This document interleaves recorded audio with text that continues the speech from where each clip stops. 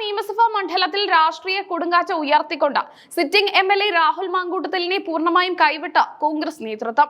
വരാനിരിക്കുന്ന നിയമസഭാ തിരഞ്ഞെടുപ്പിൽ രാഹുലിന് പകരം തികച്ചും അപ്രത്യക്ഷനായ ഒരു സർപ്രൈസ് സ്ഥാനാർത്ഥിയെ രംഗത്തിറക്കി മണ്ഡലം നിലനിർത്താനാണ് കോൺഗ്രസ് ഹൈക്കമാൻഡും KPCCയും ഇപ്പോൾ പദ്ധതിയിടുന്നത്.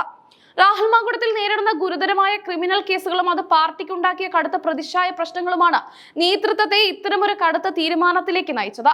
ലൈംഗിക അതിക്രമ കേസിൽ പ്രതിയായ ഒരാളെ വീണ്ടും മത്സരിപ്പിക്കുന്നത് രാഷ്ട്രീയമായി ആത്മഹത്യാപരമായിരിക്കുമെന്ന് പാർട്ടിക്കുള്ളിൽ തന്നെ പൊതുവികാരം ശക്തമാണ്.